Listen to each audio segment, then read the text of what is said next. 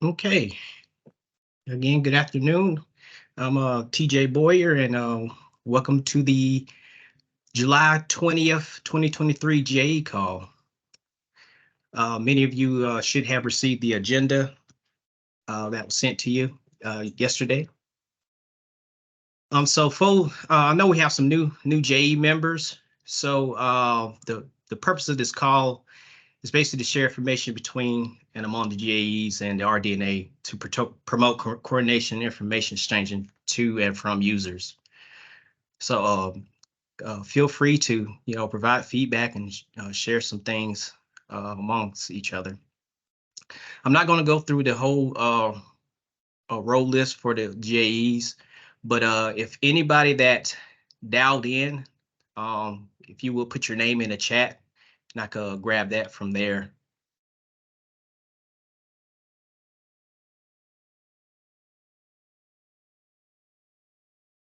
Okay, so without further ado, some reminders, general awareness, FAMOFF.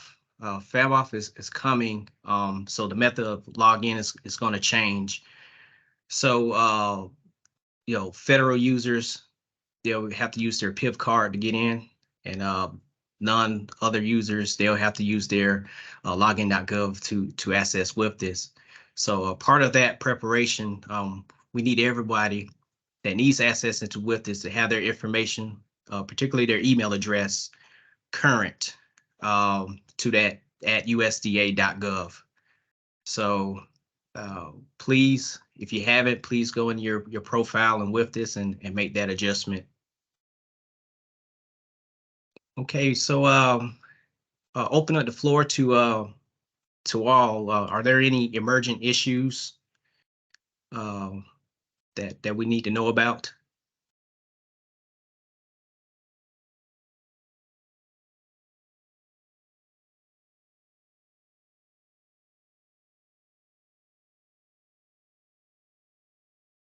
Okay. If something does come up, please let us know. Okay, we like I said earlier, we have some new members that have joined the GAE community. We have Casey O'Connor. He's the Part Service Alaskan GAE member. We also want to welcome Daniel Michael. He's a Forest Service for South and both North Ops.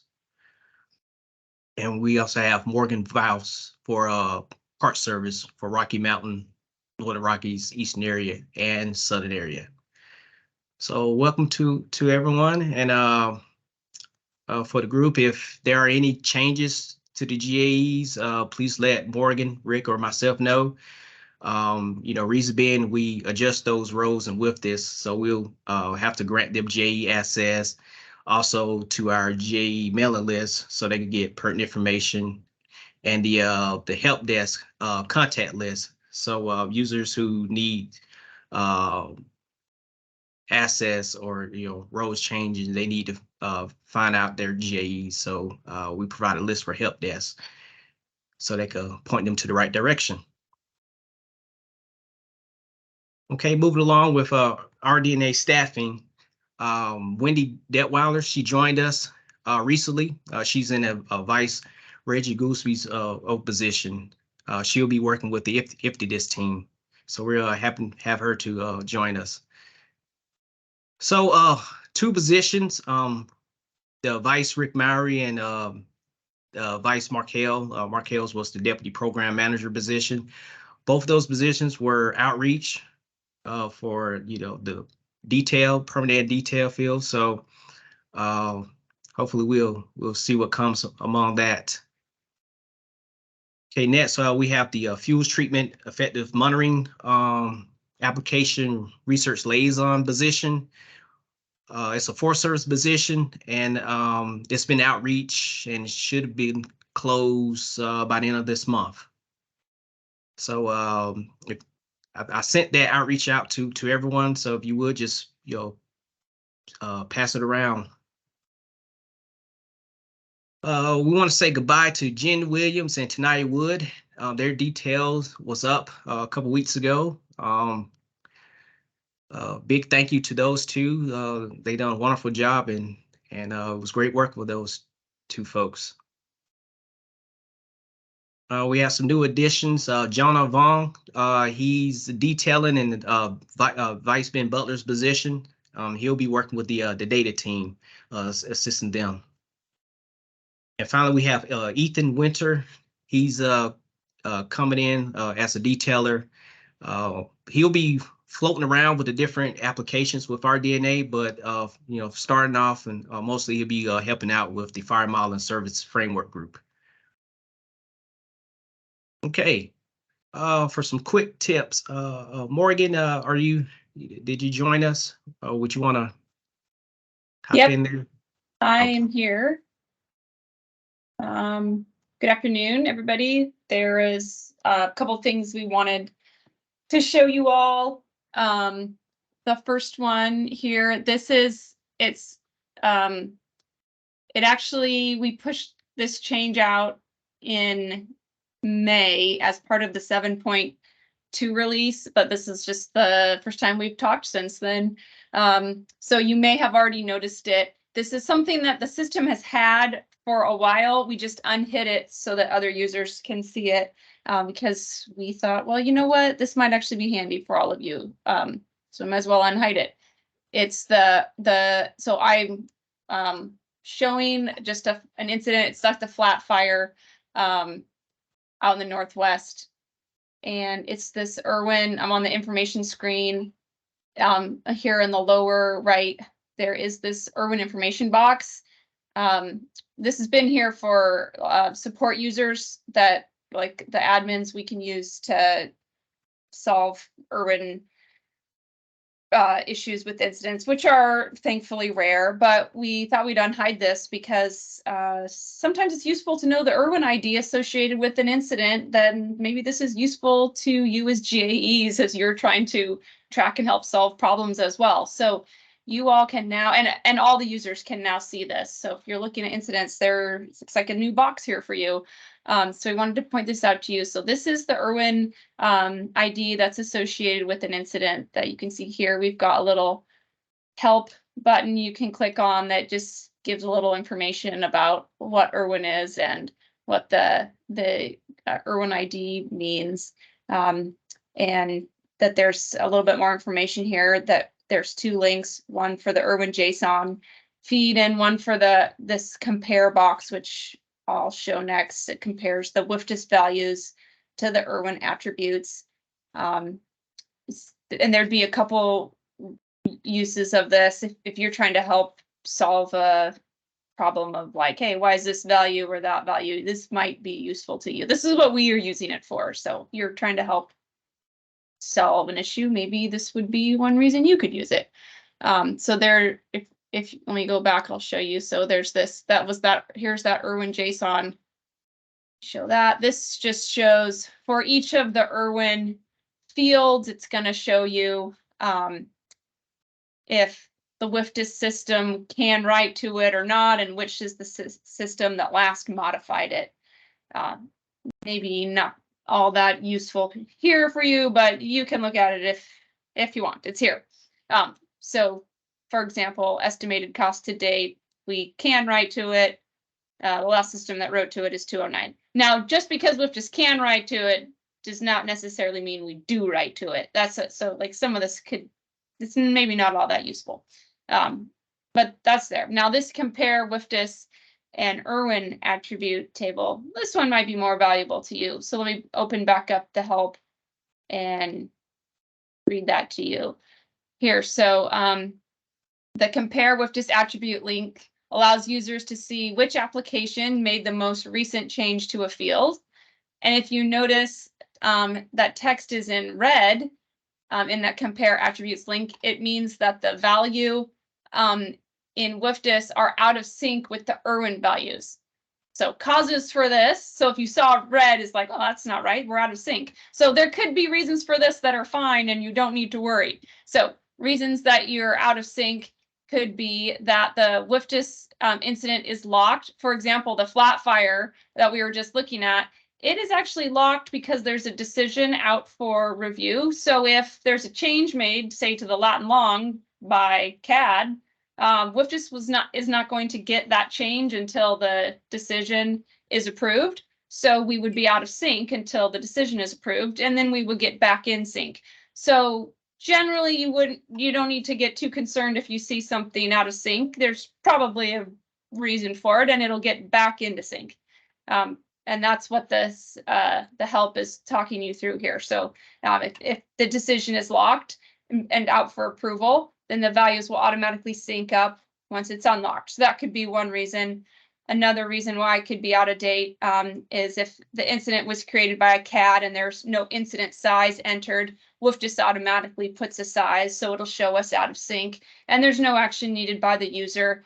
And thirdly, there are times when the Irwin connection is down, which could cause the system to be out of sync. Generally, there's not anything that is needed to be done by the user, and the system will get back into sync. But we've got that little bit of help there for you. And let's look at this compare box again. It could be helpful here if sometimes we get questions from users of which system changed what or why, and we're not trying to replace the Irwin Observer here in any capacity. We've had this feature here for our own purposes. We're just unhiding it because we thought it could be useful to others. So this is going to show, for example, that WildCAD E was the last system that changed the lat and long. And you could see that WFDIS here is the last system that changed incident size, and that's how you could read this. And if you needed to know the Irwin ID, that is it there. Any questions about that box? The chat was pinging. Maybe I should have paid attention to that, or did someone answer that? There was more praise that that feature was added, and then question about with this right to the cost. Okay. All right. And then the other thing we wanted to remind, and then particularly for the new folks, that WFDIS Classic, or this version of WFDIS, it only allows you to list your profile in one geographic area at a time. I intentionally set this account up as a geographic area editor account, so I would look like how mine looks for you for this call. So I have myself sitting in the Northwest right now. I will change that after the call so I don't look like a GA editor in the Northwest. But if you're trying to find a user and re-enable them, or find or give roles to a user, you'll only be able to find users that are in your area, if you're working on the admin tab. So you may have to move your area to the area that those users are in, and so you have to move yourself to find them. And if you don't, you might have to do some sleuthing to find out where that user was from or where they were before, and then move your profile around. Like if you're trying to find someone that moved to your area but their profile is still sitting in the Great Basin, you can move yourself to the Great Basin, save your profile, go find them, get them re-enabled or get the roles they need, and help them get moved over to the new geographic area they've moved to, and then put yourself back in the Northwest. Next gen WFDIS won't be like this. It will allow you to exist in more than one, or to represent more than one geographic area at once, but this is how classic WFDIS works. I know this is a particular issue for the DOI users because many of you represent many geographic areas at once. So that's how you have to use the system here, is move yourself around in order to help your users. Any questions about that?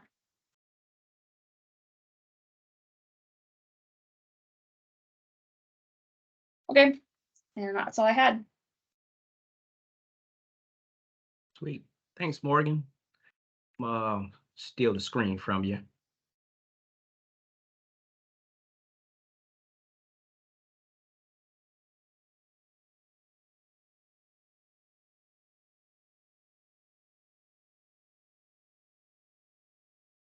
Okay, should be coming up. All right. So for classic with this, many of you have known, but version 7.2.1 update has been released.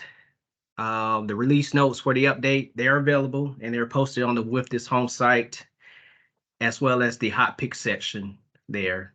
So feel free to take a look and see what has been updated. Part of that release, it included a fix and improvement with FS Pro runs, not getting picked up by the queue due to a Java area. So basically with the runs, FS Pro will get stuck showing in queue.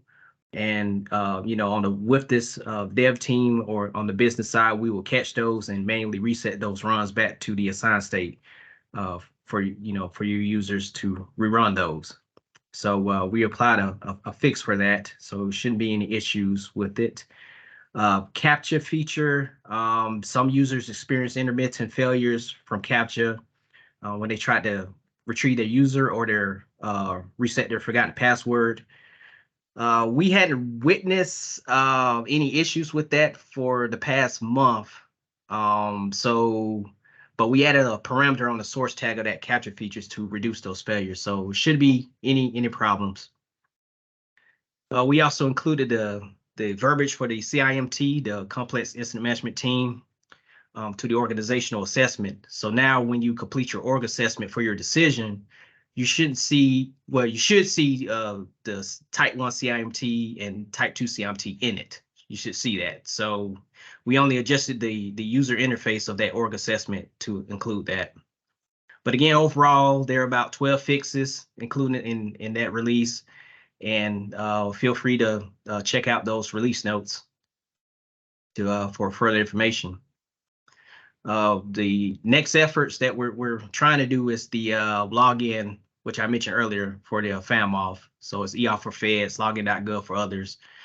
We started to work for it, and one important thing again is make sure your email addresses are at USDA.gov. I can't stress that enough.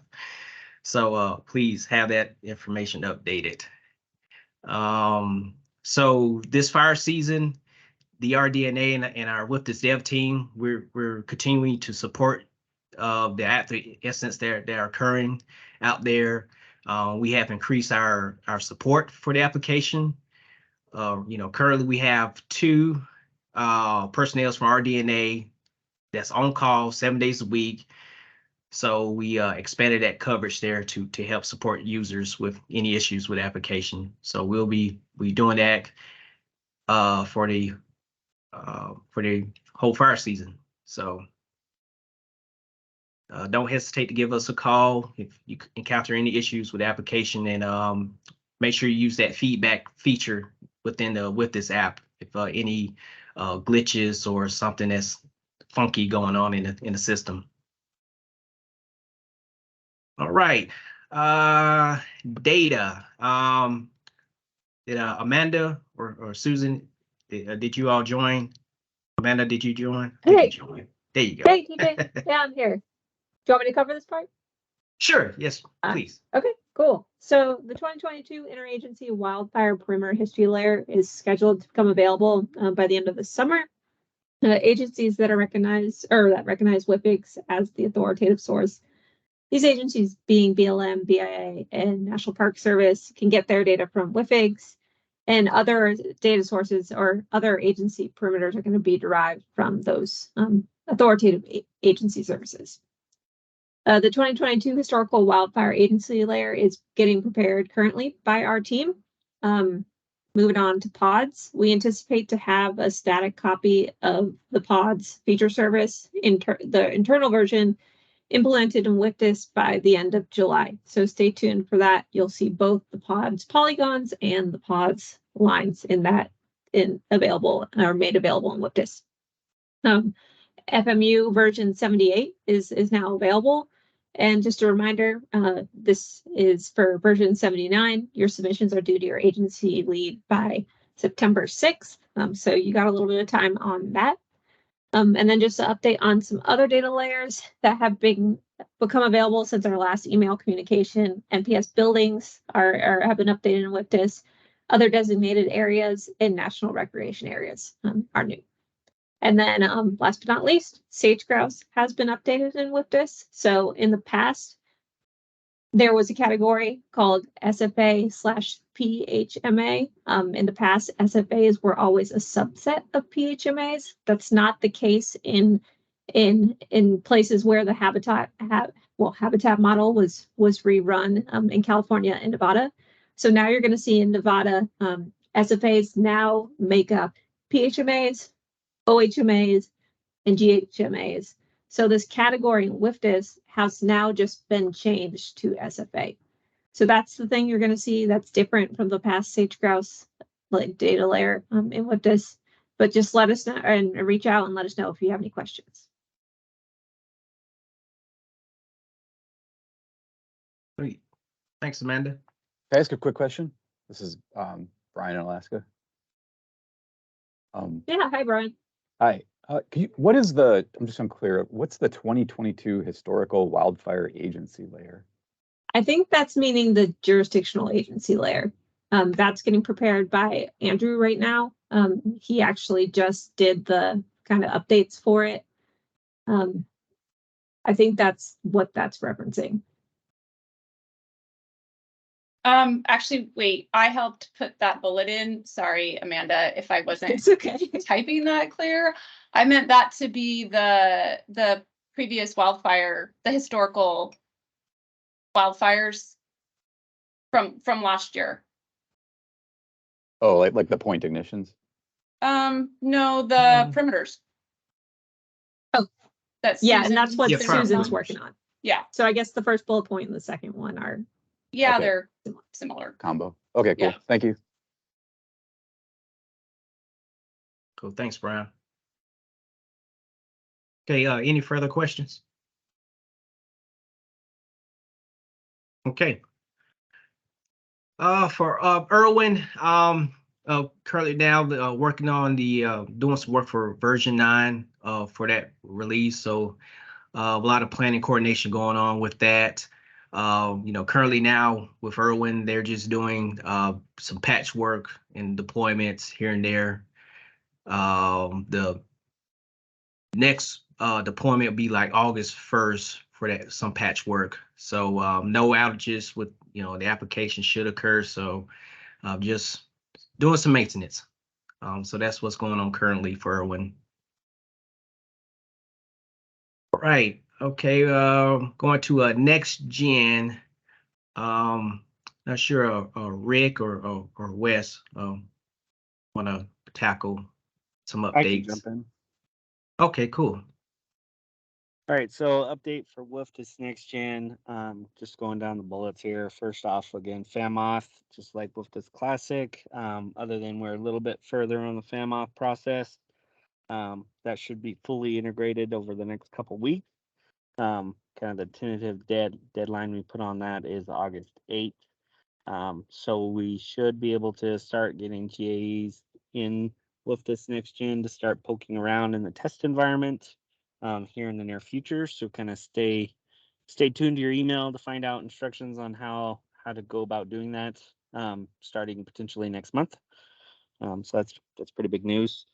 We fully integrated with FEMS through FS Pro, and we are finishing the work on delivering FS Pro. The next steps are processing the input file and then actually submitting the input package to the Fire Model Services Framework, and then getting that returned to the application and of course displayed to the user. So that's currently what we're working on, anticipating finishing up by the end of September. Following that, we will work directly into the decision process of the application and actually getting a WFDS decision.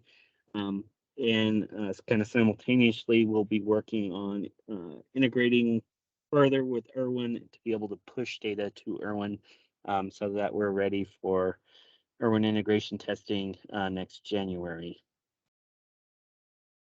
Legacy data is the final piece left to complete after we get through the Irwin and decision process. So that's the last piece of kind of our MVP list of have to haves before we can go to production. FireGuard information has been added to the system, and we are continuing to work on integrating, new tools such as RMA set of tools, as well as ICEP set of tools into the application. So that's just another piece of the puzzle there, and we'll continue to integrate as we have time. Finally, that next gen user group feedback session, you click the link there to see the sessions we've already have recordings for, and you can sign up if you're not currently signed up for future user groups. We don't have anything on the calendar right now. We're working on our next topic here in the next couple weeks. So you should see a new user group pop up on your calendar for those that are signed up here over the next couple weeks, like I said. And then the final plug I'll put in is we've been doing some either one-on-one or some group demos of the application. And so if you're looking for a little bit more holistic look into the application, feel free to send me an email, wesley.hall@usda.gov, and I will set up a time with you or a group of you to do a one-on-one demo, and you can ask me questions, and we can chat about things kind of in an informal capacity. And I'll leave it at that. TJ, thanks. Questions?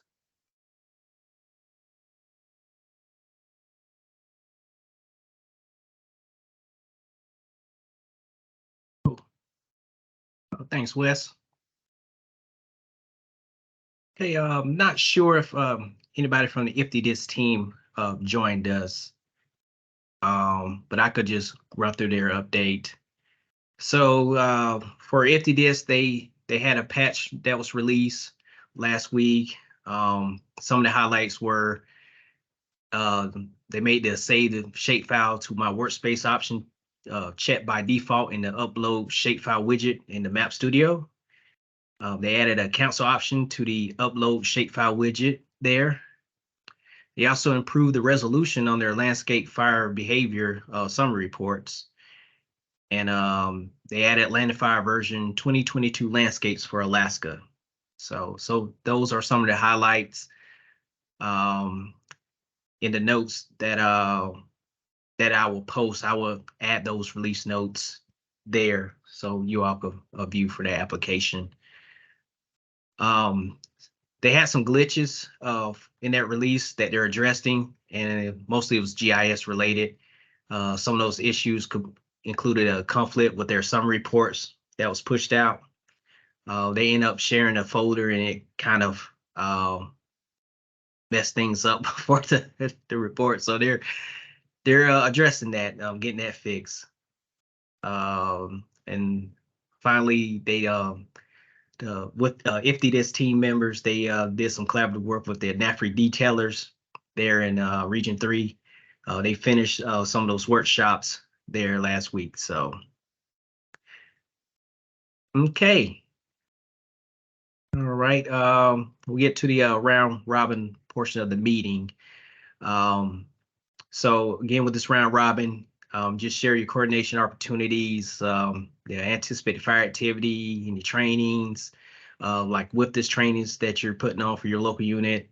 I think many of you have done it during the springtime. So not sure if there are any that's still out there doing some refreshers, but yeah, let us know so we can add that to the calendar.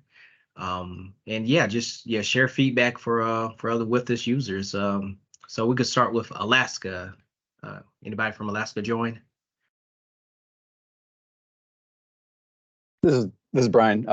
Peter's our usual spokesperson, but he couldn't make the call. So there's a few of us on, but yeah, in contrast to last year, we're in the midst of a historically quiet Alaskan fire season. It might go down as the quietest Alaska fire season. So far, we're still under 2,000 acres statewide, and that's interagency. So quite unusual for us.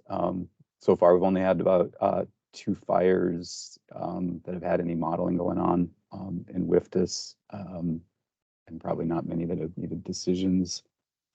We are trying to evaluate a Canadian fire modeling system called Firecast. It's a geospatial, deterministic, and probabilistic system that's being used pretty extensively in many of the Canadian territories.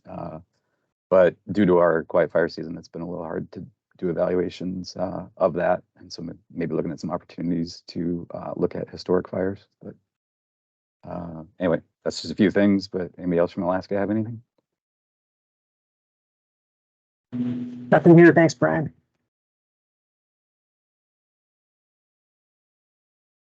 Thanks.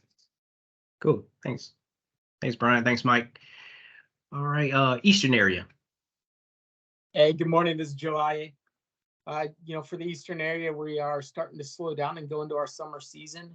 Weather patterns have changed. We went from about 7 force in severity down to 1. Have had very minimal large fire activity in the last 3 weeks at this time. We will be looking at doing a 2-day fall WFDIS training for all of our line officers and fire practitioners. And that's the end of the report for Eastern area. Okay. Yeah, Joe, can you pop me an email when you get those dates so I can add that to the calendar, GAE calendar? I will. Thank you. Sweet. Thank you.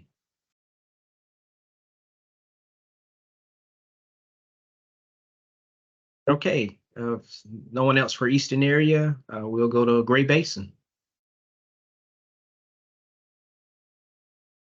Good afternoon, Matt Ginder with the Forest Service for Great Basin. It's been really quiet so far this season up until about 2 days ago, and we mobilized 2 teams, one to the Boise and one to the Salmon Chalice. So things are starting to pick up for us. Anticipate continuing to see that increase in fire activity as we go forward. We're not looking at bringing any additional decision support into the region currently, but that could change depending on how busy we get. And a report.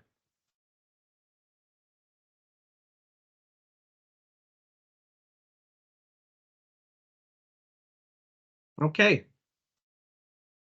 No one else for Great Basin. We'll go to North Ops.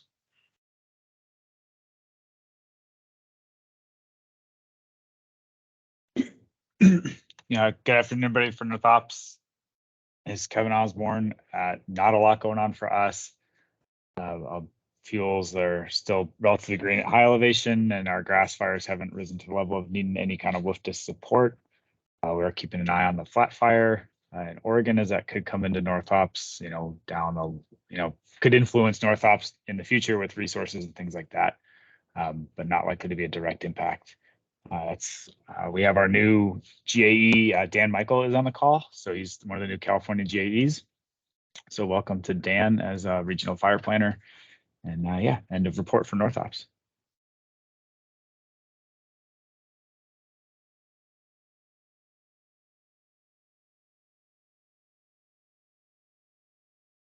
Okay. No one else for North Ops. We could go to South Ops. Hey everyone, it's Kristen. Not much else going here. We blipped up to PL3 and then back down. We're still running above average in our fuel moisture, so activity is definitely picking up, but not a lot to offer up. Most things are being picked up pretty quickly. And I don't have anything else. I think Kevin hit it all. Cool. Thanks, Kristen. Hey, TJ, congratulations. Thank you. Good seeing you again. All right, let's go to Northern Rockies. Hello, this is Jonathan Olson with the Forest Service for the Northern Rockies.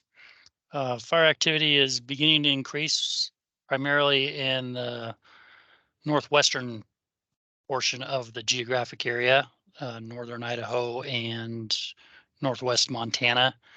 We have a few Type 3 incidents ongoing, have been going for a couple of weeks now, and conditions are drying out and warming up rapidly. We anticipate activity to begin to increase over the next few days. Our indices are rapidly increasing and anticipate the majority of the the region to be in the at or above the 90th percentile by early next week. No significant needs with WFDS right now, and no immediate plans for any decision support at the moment. But that could certainly change depending on the next week or so. And that's the end of the report for the Forest Service.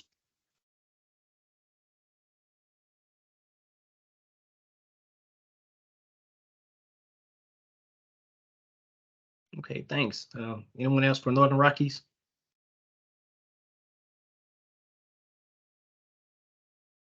All right, Northwest. All right. Hey, y'all. Can you hear me okay? Loud and clear. Okay, perfect. New headset. So Ian Rickard, Forest Service. You know what? We're holding strong at a PL2 right now. Flat fire is really the only game in town. Although based on our indices and time of year, frankly, I think we could have a pretty busy August. Really, the only ingredient we need is lightning. So whenever that shows up in the forecast, I expect a pretty sizable bump in activity. Really no issues, no capacity needs to report. And I guess really the only question I've got, and should have hit on this earlier, with pods when that is available in the system, just what kind of functionality are we going to expect to see there? Is it just another layer in the tree, or are we going to be able to select those and use them as a planning area or another feature type, anything along those lines? And if you don't have the answer yet, that's fine too. No, yeah, it'll be another feature that you could add on to your map. You could use it with your planning areas. So it should be like other feature that's on there. So yeah, you should be able to use those and add those to your planning areas. Okay, copy. All right. Well, appreciate it. Yep. Yeah, and Barry's on for the BLM. Just some, Columbia Basin grass fires on the east side of the state, both Oregon and Washington, but just pretty manageable level for the moment. And yeah, same thing until there's much for lightning in the forecast. Don't expect a big increase in activity.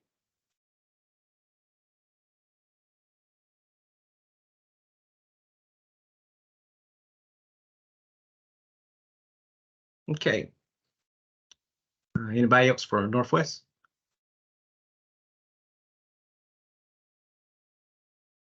All right, Rocky Mountain. Hi, everybody. Amy Russell with the Forest Service. We have some areas in the region at or above the 90th percentile and other areas that are still pretty green. So it just kind of depends where you are, whether it's critical fire danger levels or not. Our regional decision support group was pretty busy about 3 weeks ago when all 3 of our CIMTs were ordered within about 72 hours. But things have slowed down quite a bit since then. We have had a few type 3s here and there, but not a lot of fire activity. There's still a lot of potential for large fire growth on the west slope of Colorado as well as southern Colorado. But like others have said, without the lightning, we're okay for now until the lightning comes. Then we could be in trouble. Gwennon or Rocco, anything? Thanks, Amy. This is Gwennon. I don't have anything to add. She did great covering it all for us. Thanks. Same. Thanks, Amy. Oh, yeah. Thank you. All right, Southwest.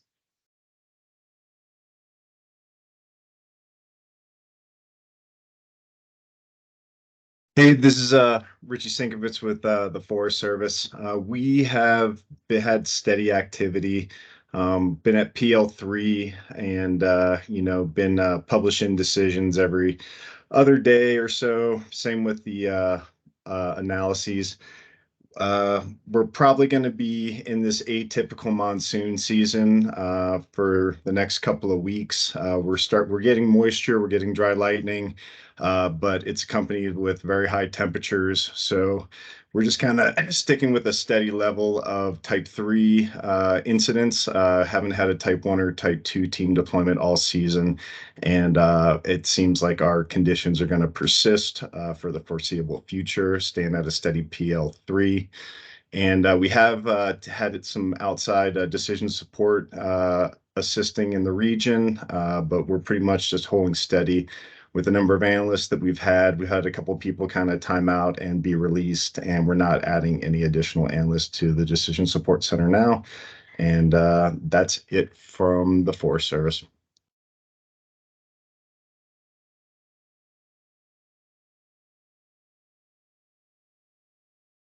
Yeah, this is Rance for Arizona BLM. Nothing to add. Same discussion as Forest Service.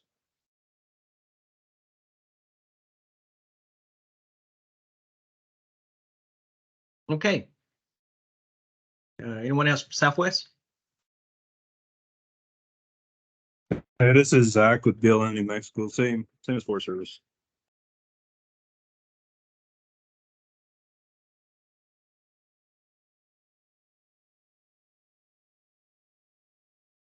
All right, thanks, Zach. Lastly, Southern area. Hey everybody, Dave Quisenberry with Forest Service. Been real slow, very wet, very low fire activity in the entire region except for Texas. Texas has been is having quite a bit of initial attack and ordering resources in, but no need for IMTs or decision support at this time. Looks like that the conditions will stay that way for a while. And we are planning some training similar to the Eastern region in the fall. I'll let you know when we finalize the date, TJ. That's it for us.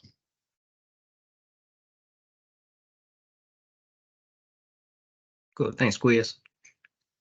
Anyone else for Southern area?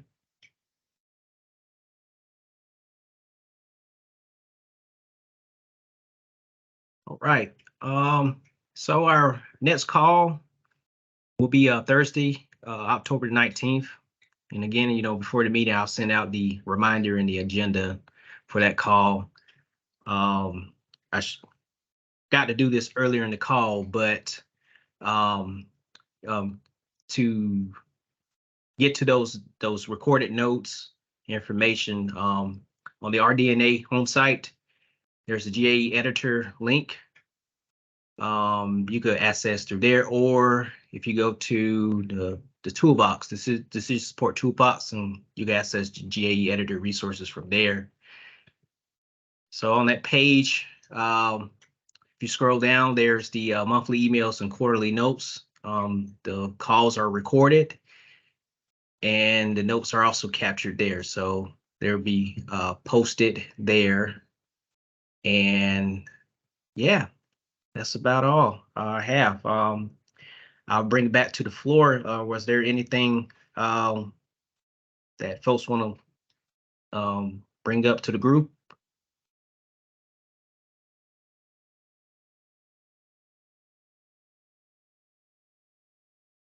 Okay, if not, you all have a great afternoon and morning for the Western folks.